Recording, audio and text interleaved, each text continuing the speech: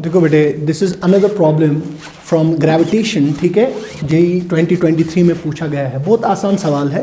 Question हमको बोलता है अगर हमारे पास अर्थ है, अर्थ की सरफेस पे अगर हमने पहले एक सिंपल पेंडुलम को लिया है, अगर हमने अर्थ की सरफेस पे सिंपल पेंडुलम को लिया है, that point is point B, ठीक है, it is on the surface of earth, ठीक है बेटे। वहां पर हमने क्या किया है, वहां पर हमने नोट किया है time period of oscillation for a simple pendulum.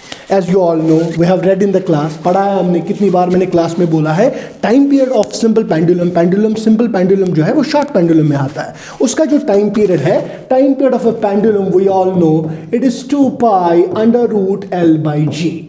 Question बोलता है आप बताइए जो पेंडुलम का टाइम पीरियड होगा एट दिस पॉइंट बी एंड जो पेंडुलम का टाइम पीरियड होगा एट पॉइंट ए, जिस पॉइंट की जो हाइट है वो कितनी है मेरा बच्चा, सरफेस ऑफ अर्थ से उसकी हाइट कितनी है, h इज इक्वल टू, उसकी हाइट है h is equal to r, ठीक है। मुझे वहां पर मेरा बच्चा टाइम पीरियड कैलकुलेट करना है और उन दोनों टाइम पीरियड्स का रेशियो निकालना है। So as we know t is 2 pi under root L by g, तो मैं लिखूंगा सरफेस ऑफ अर्थ पे जो time period at point B है that will be 2 pi under root L by GS.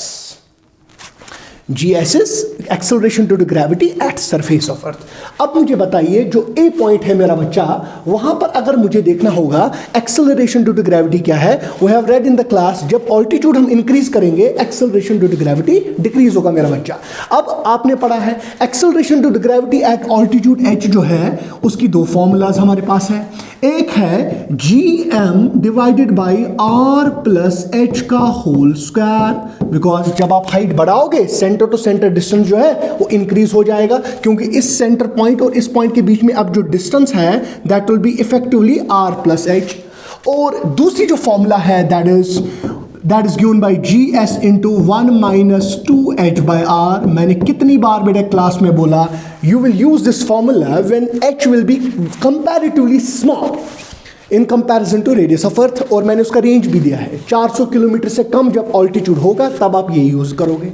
मगर यहाँ पर आप देखो h is equal to radius of earth, radius of earth तो 6400 किलोमीटर है, तो यहाँ पर हाइट बहुत ज्यादा है, तो I will use this equation. So gh वहाँ पर एक्सेलरेशन ड्यू टू ग्रेविटी कितना होगा, gm divided by r plus r का whole square, that will be GS divided by 4 मेरा बच्चा। बताइए क्यों, क्योंकि 2r का होल स्क्वायर आएगा 4r square, gm by r square is acceleration due to gravity on the surface. So therefore what will be time period at point A, 2 pi वही होगा, length of pendulum वही है, GS के बदले आएगा GH which is equal to 2 pi under root L by GH के बदले आएगा GS डिवाइडेड बाई 4 ऊपर जाएगा, ठीक है मेरा बच्चा।